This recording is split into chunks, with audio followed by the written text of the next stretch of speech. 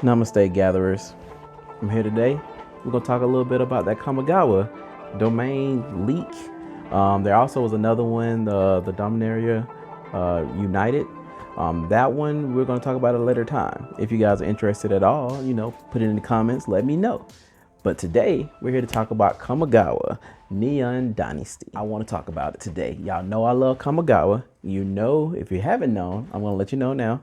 I'm working on an Opalage Jumbo commander deck, and it should be pretty exciting. I'm working on it, gonna get it right, gonna make mono white top tier. We'll see about that. Anyways, I just want to talk about a couple of cards that we've come across from Modern Horizons, and I think was it Commander Legends. It's a few cards that we've seen there that potentially could result in leaks. Not okay, let me not say leaks, but insight into what could potentially be the new Neon Dynasty. Let's talk about it here today, guys. All right, so to start, the one biggest thing I want to say is the Neon Dynasty has really been kind of pointed to the cyberpunk aesthetic. It does sound like it when you think, okay, Kamigawa, you got the Japanese aesthetic, but then you turn around with Neon Dynasty and you think, cyberpunk like. Could be a cool thing, could be something that could be happening. With it being this Neon Dynasty type of deal, it might not be this futuristic thing because that's not really what Wizards likes to do. Of course, we have the Beyond universe coming to Kamigawa. We have the Beyond universe coming to what Commander with the Warhammer set and the Lord of the Rings set we have coming for Standard. But I don't think it's a Beyond set. I think it's going to be a Standard set, just like it was back in the past when Kamigawa was around. Of course, that set was it was one of the least favorite sets that came out because I think it came out after Morrowind and they wanted to reduce the power level of the set. So Kamigawa got the bad rap and had to kind of take the hit of having the weaker cards. There are some cool hitters in the set, but not to the extent that we want to see, that we as Magic players like to see, whether it's in Standard or in Commander, something that can hit Legacy and Historic and all those other sets in the future, Modern. So Kamigawa needs another chance. They need to get a chance to show what we really can see in the potential of that set. So going back to Kamigawa, I think would be really cool. Now with WotC's whole setup of one set rather than doing the blocks that they used to do, I think they could really turn up the volume and make Kamigawa really interesting. So with no further delay, I'm going to jump in here. We're going to bring up these 6 cards that I kind of have seen over the time, and we're going to talk about them. And I'm going to point out to why I feel that they can make a difference. First up, we're going to start with Quang, Itinerant Meddler. Hopefully I said that right. Itinerant is a word that refers to something like a homeless person or somebody who doesn't have a lot traveling around and basically fulfilling tasks or bothering people. So he's a meddler. He's a rabbit with no true home and he's out and about. It does have a very Asian aesthetic in his outfit, which is very interesting. The one key thing I want you to kind of see in the thread of what's going on in a lot of these pictures, you get these elemental lit up powers. Look at his hands. You see how they have that blue shine on them. It's, of course, you look at it, you say, hey, that's his magic. That's what he's doing. He's making things happen. But I want you to pay really close attention, gatherers, to a lot of these pictures and how when we say Neon Dynasty, it may not necessarily be that we're referring to this world after the spirits where they don't worship the spirits anymore, but maybe they've embraced their power or they've taken the time to truly harness their own skills. And this energy is giving out this bright, vibrant light, similar to neon, potentially. So that's kind of what I'm seeing here. It's a rabbit wizard, nothing Japanese about it, but definitely, like I said, Asian in nature. His abilities doesn't say anything special. Each player may draw a card, then each player who drew a card this way gains a life. Nothing too spectacular. A lot of Asian culture, you have to think about the jade rabbit, which could also linger into some things here with that one. Outside of that, we will move on to the next guy we're going to look at is going to be a Krylos, the Lagoon Mystic, the Turtle Shaman. Yet again, we don't have anything that's Japanese centric per se, outside of the fact we have this cool mystic here who looks like he could be a Ninja Turtle. But again, I say check the neon energy on his shell in his hand.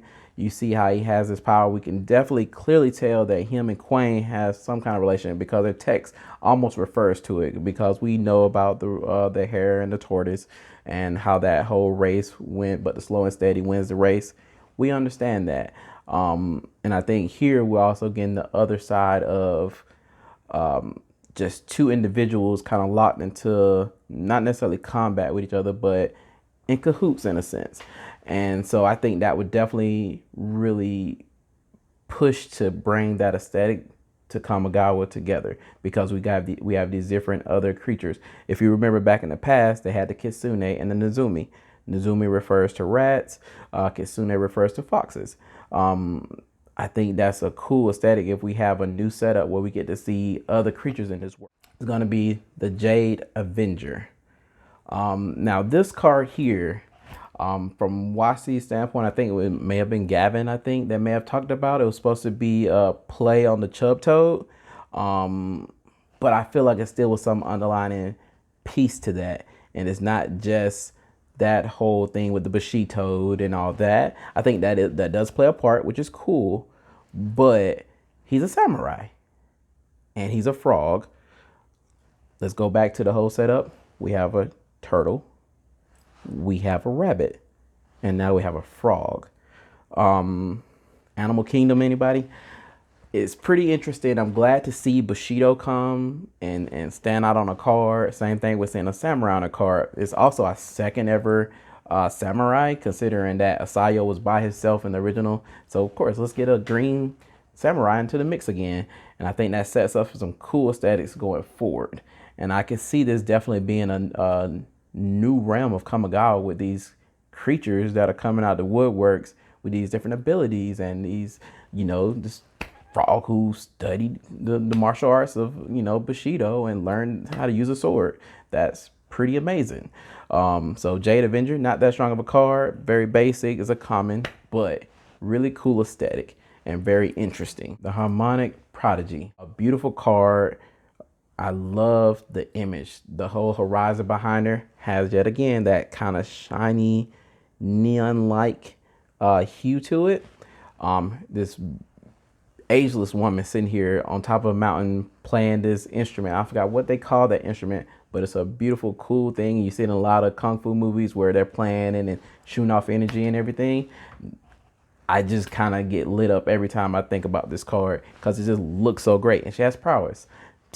Come on, it's a pretty dope card. They still talk about shamans and wizards. We find that we're not going back to some of those necessarily Japanese words, but when you're bringing something back to the table and something that you want to not stand alone in its own block, but yet something that can work with other cards, you're going to make it more open-ended, which is why we wouldn't have something like a Nezumi or a Moonfolk or a Kitsune, because you can't use tribes in that unless it's in the samurai tribe maybe, or a wizard tribe or a shaman tribe or something of that sort. So I think they may be going with terms that can also be used in other standard sets, and that would be really cool to kind of help that go forward. Now, Blossoming Calm. This one may be the one that could prove me wrong. Trust me and believe me, but I still think I'm onto something here, because we haven't seen any other planes that is very Asian specific, unless we're talking Tarns of Tarkir, which I don't see us going back there just yet. And if I remember correctly, this is where Rebound came from. And then some other unknown planes where Muyang Lang and Jianggu, where they came from. Those two cards. So that's another Asian planet I think that we haven't really visited yet. So this could very well be relating back to that. But in my heart of hearts, I want to say this. Look at that shininess. Neon Dynasty. Let's mix some things together because the term dynasty does reflect on a culture of people. It reflects on a village amongst things. So I think the neon and the dynasty together with Kamigawa is us just bringing all the Asian cultures together, which could still be really cool and open up some doors to bring in all these whole different little sets of just adventure and amazing fun. Honestly, just gives us more variety since I don't think we'll focus on the spirits as much with Kamigawa as we did before because of everything that happened in the last story. You know, read some of the books if you haven't read them. They're really cool. I don't want to spoil that story for you at the ending. But it was amazing. Just the story of Kanda and how you had Toshiro Umezawa and him and Marinara being brothers. Oh, it's cool. It's a good story. And like I said, I don't want to be the one to spoil it for you. So I think you should definitely take it upon yourself to check it out, get some of that story, and really explore some cool aesthetics there with everything that goes on in the Kamigawa story. But back to the card, Blossoming Calm. You gain hexproof until your next turn. You gain 2 life. Nothing special on the card. Basic. But you get rebound, which that could be a new thing they may bring from Tarns of Tarkir to put into Kamigawa, because clearly I don't know if Bushido's gonna make a return. I would love to see it come back, but it might not. And some of those other things that we had in Kamigawa were weaker on the side, so we might not see those actually come back, like the Arcane. Nobody uses that in any of their cards, so I doubt we'll see that again. But with Blossoming Calm, like I said, you have this woman here, but she's covered in these like petals, which look almost like orchids or something of the sort. Or it could be lotuses. I don't know, depending on how you want to explain that, but they are shiny and they look neon. Neon Dynasty, anybody. Our final card is going to be Blaze Boon. Also another card that could fall out of that whole Kamigawa Japanese setup, because this looks more Chinese than Japanese to me, especially with this green destiny type looking sword. But it's gorgeous. She's flying through the air, all this power going on with her, and this shininess, again I say, with her headpiece and the sword being this bright energized look, definitely could lend to the world of that neon concept. And then when you think, like I said, she's Asian, but at the same time she doesn't necessarily look Japanese, but she looks Chinese. This could be, or Mongolian, don't let me mix mingles. It can definitely lend itself to that dynasty aspect, and I would love to see something like that happen, because not like Japan and China never crossed over. In history, there's been many of battles fought on both sides of the aisle, where you've had these different people interlope onto their territory. So why couldn't we have this world of Kamigawa after the spirit battle that happened back in the past, cause these guys to definitely venture out into other worlds, not worlds, but other parts of the land that we didn't see in Kamigawa. And they may have never just even talked about that part because we're so focused on what was going on with Kanda and everything there, that we didn't think about the frog people, or we didn't think about the turtle people or the rabbit people. And now we're getting to see them all together, and we get to see all this different power coming about. And I think that would definitely bring some interesting stories to the forefront, where we see these different, from whatever style or whatever part they take, we'll see some interesting intermingling of the different races, just kind of going at it, whether it's a war amongst them or they're all trying to just explore and discover new things.